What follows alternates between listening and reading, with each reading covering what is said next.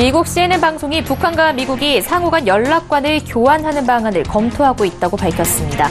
일이 잘 풀린다면 공식 외교관계 수립을 향한 조치와 관련이 있다는 분석입니다.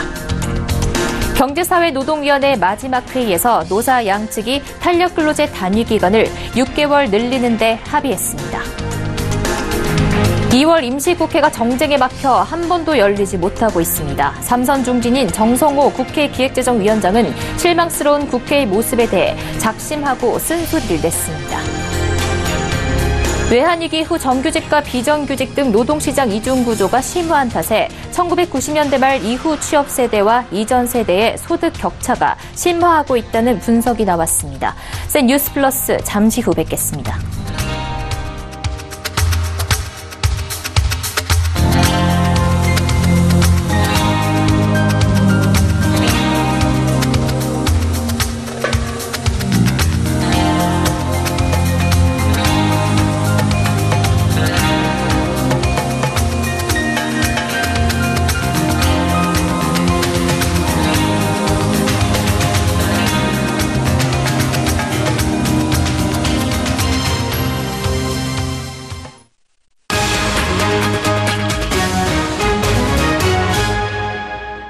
시청자 여러분 안녕하십니까? 센 뉴스 플러스 양한나입니다.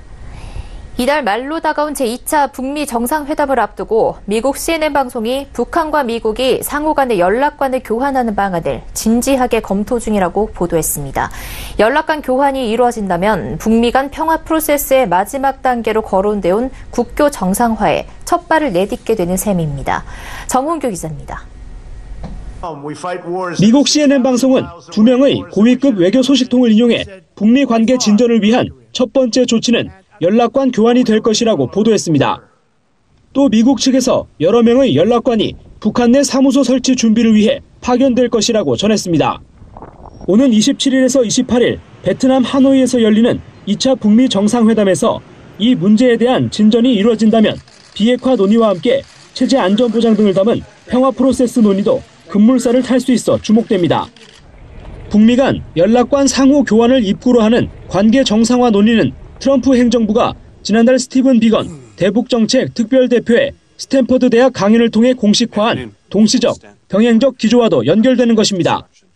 이에 따라 향후 북한 비핵화와 한반도 평화 프로세스 논의가 투트랙으로 본격화할지 주목됩니다. 비건 특별대표는 스탠퍼드 대학 강연에서 초기 진전을 만들어 나갈 많은 조치를 논의할 준비가 돼 있다며 북한이 완전한 비핵화에 대해 김 위원장의 약속을 제대로 이행한다면 미국은 그 대가로 그 이전에 가능하다고 생각했던 어떤 것도 능가하게 될 것이라고 밝힌 바 있습니다. 그러나 CNN은 북미 간 상호 연락관 교환이 북한의 추가 비핵화 실행 조치를 이끌어낼 수 있을지에 대해서는 의문을 표했습니다.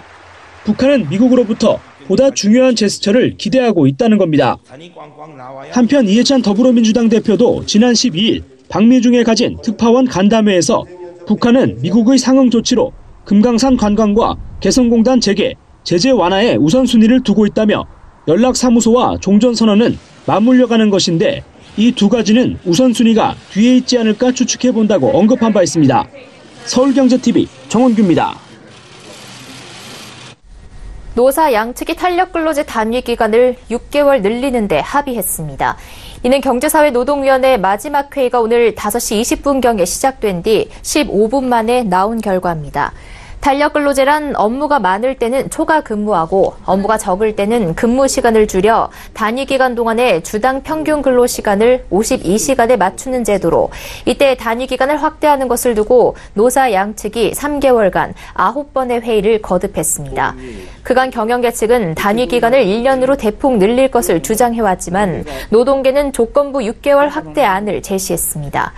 결국 노동계 측에서 제안한 임금 감소분 보전과 노동자 건강권 침해 방지 장치 마련에 경영계 측이 최종 합의를 했는지가 주요 변수였는데 오늘 논의 결과 근로일간 11시간 연속 휴식 시간을 의무화하고 불가피한 경우 근로자 대표와 서면 합의를 거치면 되는 것으로 정했습니다. 또 앞으로 사용자는 임금 저하 방지를 위한 보전수당, 할증 등 임금 보전 방안을 마련해 이를 고용노동부 장관에게 신고해야 합니다. 시청자 여러분, 국회 하면 어떤 모습 떠오르십니까? 고성과 막말, 전쟁 등 무도한 행태들이 연상될 텐데요. 대화와 타협의 정치로 국립민복에 힘써야 할 국회가 당리당락에 따른 싸움 장터로 얼룩된 지 오래됐습니다. 2월 임시국회도 여야 간 정쟁으로 열리지 못하고 있습니다. 이 같은 고질적이고 퇴행적인 국회 작태에 대해 삼선의 중진위원장이 작심하고 쓴소리를 했습니다. 고현정 기자입니다. 정성우 국회 기획재정위원장이 국회의원 90%가 법안 내용도 모른 채 당리당략에 따라 졸속 심사하고 있다고 지적했습니다. 어떤 법안이 통과되면 300명 중에 300명 다 오케이 했다고 하더라도 실제로 그 법안의 내용을 알고 토론할 수 있는 사람들 10명 내외 소위원들 뿐이 없습니다. 그 사람들이 다 법안을 갖다 읽어보고 와서 하냐? 그렇지 않습니다. 두세 명이 주더라면 두세 명이. 그게 정기국회 끝날 때쯤에 마지막은 모아서 몰아치기로 100건, 200건씩 해버리니까 이 법안이 어떻게 되겠습니까, 사실. 그는 또 2월 임시국회가 정쟁으로 막혀 한 번도 열리지 못했다며 주요 경제법안들이 제때 통과되지 못하고 있다고 오늘 열린 미래경제문화포럼에서 말했습니다. 특히 서비스 산업 발전을 위해 정부가 연구개발과 세제 혜택, 인재 양성을 지원하는 내용의 서비스 산업 발전 기본법이 장기 표류하고 있다며 올해 기재위의 우선순위는 규제 개혁과 재정 조기 집행 등 경제 활력 제고를 위한 정책을 제때 집행하는 것이라고 강조했습니다. 그러면서 여야를 불문하고 개별 국회의원들이 소신껏 목소리를 내기 어려운 점에 대해서도 지난 아쉬움을 토로했습니다. 당내에서 어떠한 이견도 이기지 못합니다. 야당은 또 일부의 그런 극렬한 지지자들이 지금 전당대회도 주도하고 있지만 여당 같은 경우는 극렬한 어떤 그런 그룹들이 당내 의원들의 자유로운 의사결정을 못하게 만드는 그런 구조가 고착돼 있어갖고 힘듭니다. 때문에 탄력근로제 논의가 경제사회노동위원회에서 국회로 넘어온다 한들 지금처럼 여야 간의 토론조차 안 되는 상황에서 법안 통과는 무리라고 말했습니다.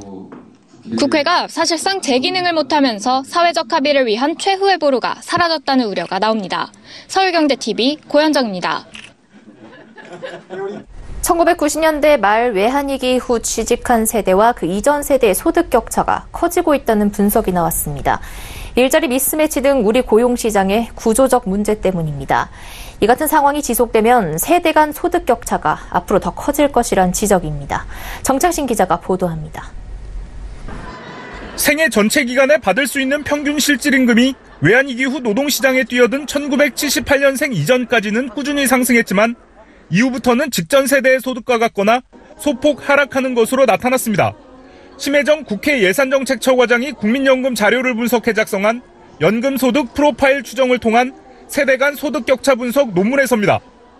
이 논문에 따르면 노동시장 진입 시기가 1992년인 남성 근로자의 경우 157만 3천 원에서 1997년 초임은 214만 5천 원으로 36.4% 올랐습니다. 하지만 2002년에 노동시장에 처음 진입한 근로자 초임은 205만 3천 원으로 전 세대보다 4.3% 하락했습니다. 2007년 초임은 218만 1천 원, 2012년은 221만 원으로 조금씩 오르는 데 그쳤습니다.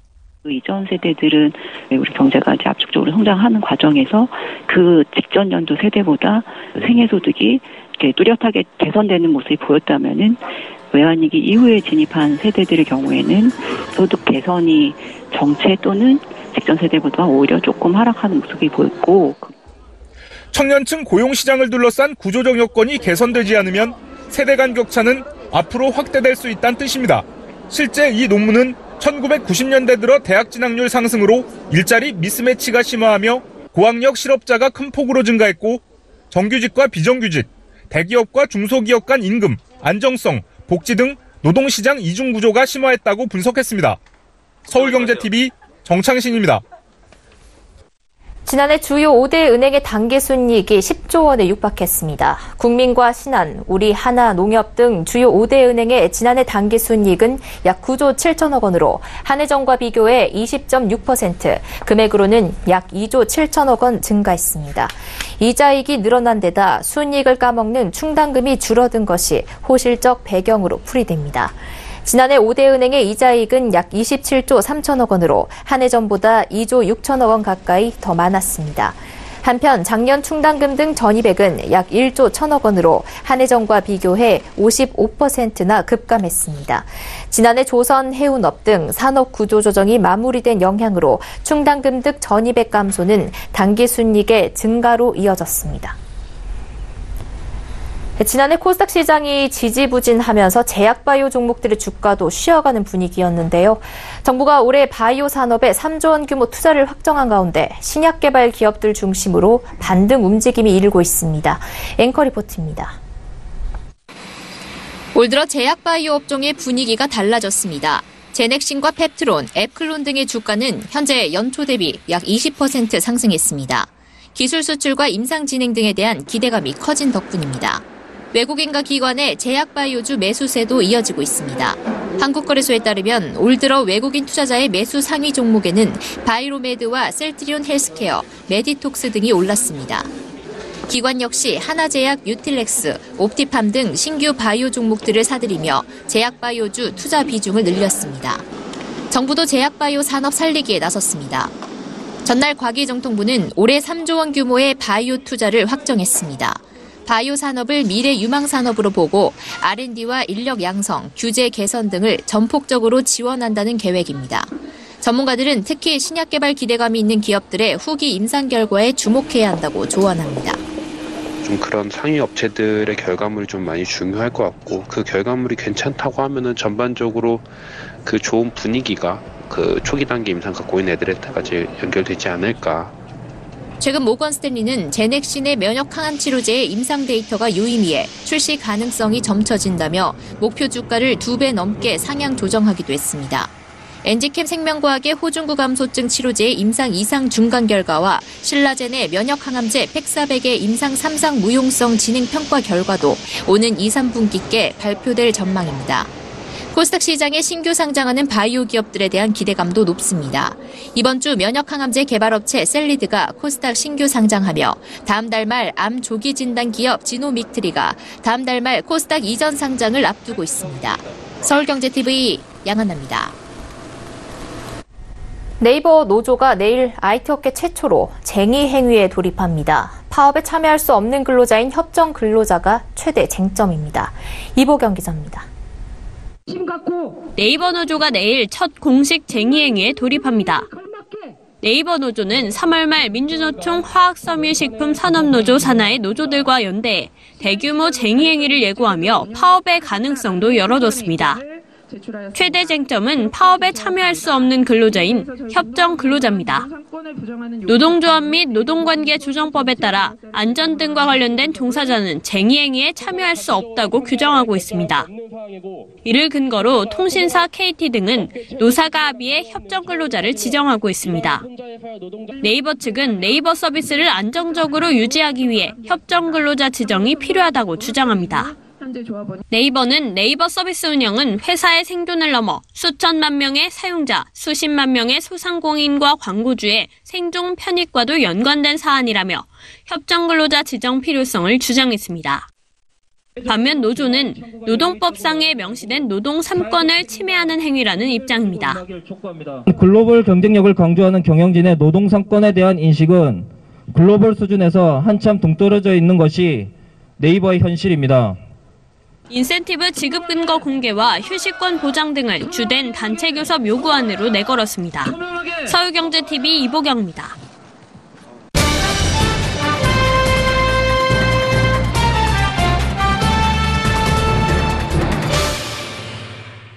네, 앞서 리포트 보셨듯이 네이버 쟁의의 최대 쟁점은 협정 근로자 문제입니다. 이번 네이버의 쟁의 행위가 IT 업계선 처음이라 향후 업계 선례가 될 수 있어 더 의미가 크다고 볼 수 있는데요. 최백은 교수와 함께 협정 근로자 문제와 현재 IT 업계 근로 환경까지 알아보겠습니다. 안녕하세요. 네, 안녕하세요. 네. 앞서 보셨듯이 사측은 네이버가 파업에 돌입을 하면 국민 생활에 미치는 영향이 크다라고 얘기를 했는데 실제로 그렇다고 보십니까? 사실 그 파업에 기업이 됐던 뭐 공공기관이 됐든 간에요. 파업을 하게 되면은 국민 생활에 일정하게 이제 그러니까 불편을 주는 건 당연한 거죠. 네. 그런데 이제 문제는 선진국가일수록요.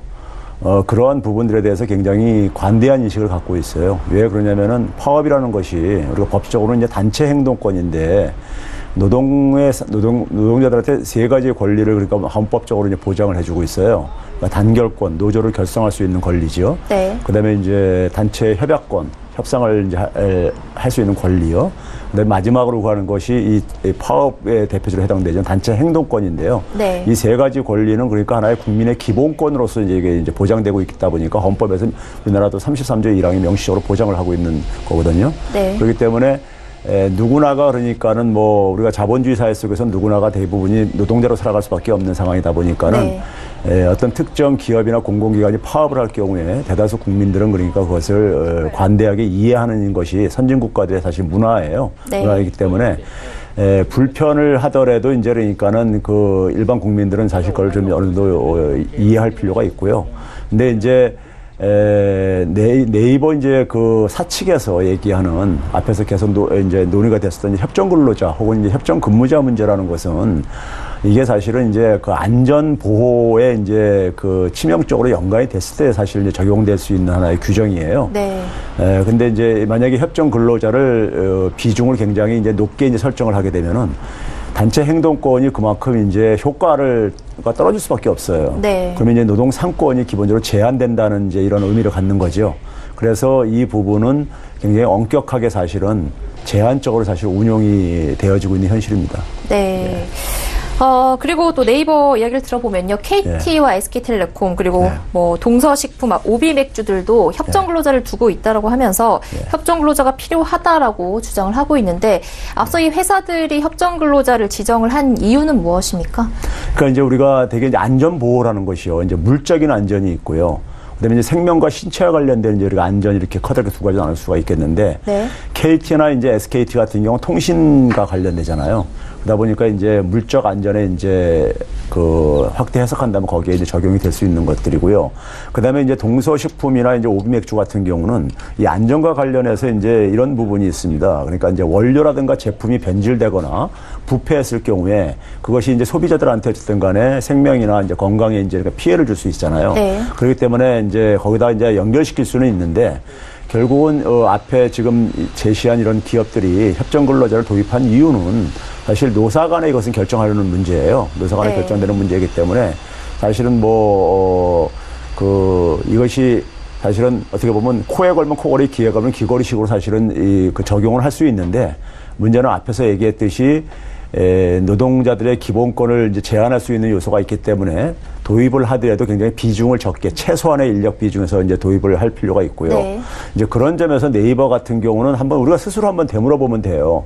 과연 네이버가 만약에 파업을 한다고 했을 때 우리들한테 얼마나 불편을 주겠는가 하는 부분, 혹은 우리 사회의 어떤 안전에 얼마나 침해가 되겠는가. 우리 개인들 같은 경우, 저 같은 경우 이메일 서비스라든가 아니면 검색이라든가 아니 상거래 같은 경우는 다른 데도 이제 우리가 이용할 수 대체할 수 있는 곳이 많이 있고 그러니까요. 그러니까 그 정도 피해일 것이고 단지 이제 사측에서는 이제 그러니까는 거기에 관련된 많은 이제 그러니까 수천만 명의 우리 이제 회원 같은 경우들, 그다음에 이제 소상공인들, 그다음에 광고주 이렇게 얘기를 하는데 그런 부분들은 그러니까 어느 기업이든 간에 사실은 다 사실 그 영향을 미칠 수밖에 없는 기업의 속성인 거기 때문에 그런 걸 가지고 이제 저는 이제 안전보호 시설이라고 규정하기는 어렵다고 봐요. 그래서 이제 사실 더군다나 이제 이번에 이제 네이버의 사측하고 이제 노동자들 측하고 이제 그 갈등이 벌어지게 된 이유는 사측에서 한 80% 인력을 그러니까는 협정 근로자로 지정을 요구를 했어요. 그럼 20% 정도만 남는다는 얘기인데 그러면 파업이나 이런 행동권을 도입을 했을 때도 효과를 보기가 힘들어요. 그러니까 실질적으로 그러니까는 노동자들의 권리가 그러니까 엄격하게 이제 제한되는 거기 때문에 노동자들 입장에서는 노조를 설립한 마당 속에서 자신들의 기본적인 권리 중에 하나인 최고의 권리인 그러니까 단체 행동권을 포기하라는 거나 마찬가지라고 이렇게 해석을 할 수밖에 없다 보니까는 지금 이렇게 이제 그러니까 갈등이 크게 되고 있는데요. 오히려 이 시점에서 저는 오히려 네이버가 사실 노조 입장 속에서도 네이버가 그러니까 최소한의 그러니까 운영이 될 수 있도록 그러니까 교대 근무 같은 경우는 사실 가능할 수가 있어요. 그러니까 굳이 협정 근로자를 도입을 하지 않는다 하더라도요. 그리고 협정 근로자를 도입한다 하더라도 최소한의 범위만 그건 아마 그 안에 있는 내부 구성원들이 잘 알 거예요. 네이버가 그러니까 최소한의 그러니까 이것이 작동되기 위해서는 어느 정도 인력이 필요한지는 그걸 그러니까는 노사가 좀 어쨌든 간에 대화를 좀 해가지고 네. 최소화하면서 노동자들의 권리도 좀 인정을 해주면은 네네. 이게 좀 원만하게 타협될 수 있지 않겠나 저는 생각이 듭니다. 네. 그리고 또 사실 네이버 하면 좀 자유롭고 일하기 좋다라는 인식이 있고요. IT 업체 중에서도 좀 근무 환경 좋다라는 평가를 받고 있는데 이렇게 되면 네이버도 현대차 노조처럼 귀족 노조가 되는 게 아닌가 이런 얘기도 나오거든요. 근데 우리 사회가 사실은 저는 귀족 노조라는 표현이 좀 잘못된 표현이라고 생각이 들어요. 네. 노동자가 기본적으로 귀족이 될 수는 없는 거고요. 아무리 임금이 좋고 하더라도 그러니까 상대적으로 이제 그러니까 워낙 열악한 환경에서 근무하는 노동자들이 많다 보니까 이렇게 이제 비유를 하는 건데 근데 이제 우리가 임금이 높은 직장에 근무한다고 해가지고 노조가 불필요하다는 건 아니거든요. 네. 기본적으로 노동자 인상에는 노동자의 기본 권리이기 때문에요. 그리고 이번에 이제 노사 협상에서도 보게 되면 제기됐던 문제들이 되게 이제 그러니까 그런 부분들, 그런 회사들 같은 경우, IT 업계 같은 경우 이제 자율적으로 되게 이제 업무들을 많이들 진행하거든요. 어떤 하나의 프로젝트에 의해 가지고요. 그러다 보니까 거기에 대해서 이제 평가를 할 때 정량적인 평가도 있지만 어떤 정성적인 평가, 주관적인 평가들도 많이 개입될 수밖에 없어요. 그러다 보면 이제 그 평가 제도에 대해서 그러니까 이제 구성원들이 좀 합리적이라고 받아들여야 되는데 거기에 대한 불만이 있다면은 그 평가 제도에 뭔가 문제가 있다는 것을 의미하거든요. 네. 그래서 이제 그런 평가 제도를 좀 이제 그러니까 개선시켜달라든가 아니면 뭐 출산휴가, 육아휴직제도 이런 걸 좀 개선해달라든가 이런 것들이 좀 많이 이렇게 등장했어요. 네. 그리고 자신들이 일한 시간만큼 IT 업계는 되게 장시간 근무로 유명해요. 네. 그래서 이제 시간만큼 그러니까 사실 그 좀 보상을 좀 받을 수 있도록 해준 그런 걸 요구한다는 점에서 일반 그러니까 기업과 거의 비슷한 사실 요구 사항들이에요. 네. 복지라든가 이런 것들이기 때문에요. 근데 이런 문제가 이제 왜 이제 등장했냐면요. 네이버도 처음에는 벤처기업으로 출발을 했잖아요. 네. 그러니까 벤처기업으로 출발할 때는 상당히 이제 그러니까 소수니까 구성원들이 사실 수평적인 소통 체계가 돼 있고 진짜 자유롭고 그리고 이제 거기서 이제 그 기업이 이제 성공을 했을 때는 상당히 이제 그러니까 스탁옵션 같은 것도 이제 행사할 수 있고 많은 이제 그러니까 그 보상을 나눠가질 수 있는데 네이버가 이제 대기업이에요. 2017년 기준으로 거의 매출액이 한 5조 원에 육박하더라고요. 네. 그러니까 이제 일반 대기업처럼 커지다 보니까는 이런 과거 벤처기업과 같은 이런 문화가 사라져버리고 일반 재벌기업들처럼 수직적인 이런 소통 구조가 이렇게 형성되어 있어요. 그러다 보니까는 그 내부에 있는 구성원들이 그 경영진 측에서 결정한 것에 대해서 그러니까는 사실 동의하기 어려운 부분들이 있을 때 그걸 개선할 수 있는 어쨌든 이런 문화가 상당히 그러니까 좀 폐쇄적으로 변했다 이거죠. 그러니까요. 네. 그래서 이제 그런 부분들은 어떻게 보게 되면 IT 업계들이 저는 겪어야 되는 하나의 진통이라고 봐요. 그러니까 처음에는 벤처 사업으로 출발했다가 이것이 이제 정착되고 성장하면서 대기업으로 성장하면서 이제 기존의 대기업처럼 그러니까 이게 만약에 이렇게 돼버렸을 때 됐을 때는 당연히 이제 그러니까는 기존 뭐 대기업에서 노사 간의 문제가 등장할 수밖에 없는 거거든요. 그래서 그것을 아마 네이버 같은 경우가 아마 제가 볼 때는 가장 벤처기업에서 대기업으로 성공한 사례이기 때문에 이게 아마 제가 볼 때는 좋은 이제 선례로 될 것 같아요. 그래서 여기서 이제 그러니까는 좀 노사가 바람직한 하나의 좀 새로운 좀 저는 노사 문화를 좀 만들어냈으면 좀 좋겠어요. 그래가지고 다른 IT 업계에도 좀 이것이 좀 긍정적인 영향을 미칠 수 있도록요. 네네. 그러니까 기업의 몸집이 이제 커진 만큼 노조의 필요성도 그만큼 커졌다라고 이해를 할 수 있겠는데요. 비슷한 말씀 앞서 해주시긴 하셨다만 이 네이버가 어쨌든 IT 업계 최초로 이제 노조도 만들고 쟁의 행위를 하게 된 만큼 IT 업계 향후 이런 노조의 행보가 미칠 영향 좀 더 짚어주시죠. 그러니까 IT 업계가 지금 네이버 같은 경우 그나마 굉장히 성공한 하는 사례지만은 지금 IT 업계에도 중소나 벤처급 이런 이하급들이 많아요. 그런 데는 그러니까 진짜 장시간 근로가 굉장히 많고, 그다음에 이제 심지어 그러니까 뭐 3D 업종이라는 말까지도 그러니까 일부 이제 업무 같은 경우 이렇게 이제 불릴 정도인데 그러다 보니까 장시간 노동이 하나의 이제 이것이 관행처럼 이렇게 형성되어져 있어요. 그런데 이게 창업하는 초기 단계에서는 그런 것에 대해서 그러니까 모든 구성원들이 대개가 그러니까 같이 밥 먹고 거기서 일을 하면서 경영진이나 그러니까는 거기에 이제 그러니까 일반 직원이나 밤을 새워 일하는 것을 그러니까 대개 이제 수용을 하는 이런 이제 문화지만은 지금 이제 많은 이제 우리가 알고 있는 IT 업계들 성공한 IT 업들 같은 경우는 이제 상장도 다 했고 그리고 이제 2000년대 한 중반 이후에 이제 입사한 이제 일반 직원들 같은 경우는요, 일반 대기업에 입사한 거랑 거의 비슷한 이런 처지예요. 그러다 보니까는 뭐 자신들이 주식으로 그러니까 어쨌든 간에 보상받은 것도 없고, 그러다 보니까 자신들은 그러니까 일반 대기업의 직원들처럼 어떤 복지라든가 아니면 어떤 보수라든가 더군다나 이제 IT 업계 같은 경우는 탄력적인 어떤 간에 이런 경영 환경이 굉장히 정착되어 있는 부분입니다. 고용도 굉장히 유연하고요. 그러다 보니까 고용도 좀 불안정한 측면이 있죠. 유연한 대신에요. 그러다 보니까 거기에 대한 불안의식도 있다 보니까는 아무래도 자신들에 대한 어떤 보호 장치를 좀 이제 그 필요를 느낄 것이고요. 네. 그에 따라서 이제 노조 설립이 최근에 이제 확산되고 있는데 이 부분을 저는 IT 업계도 저는 수용을 해야 된다고 생각이 들어요. 네네. 수용을 하고 오히려 이제 IT 업계 특성에 맞는 좀 이제 기존 제조업과는 다른 좀 노사 문화가 좀 이번에 좀 하나의 만들어지는 하나의 계기가 됐으면 좋겠습니다. 네. 예. 네, 지금까지 최백은 교수와 이 IT 업계의 근로 환경과 협정 근로자 문제까지 짚어봤습니다. 오늘 말씀 감사합니다. 네, 감사합니다.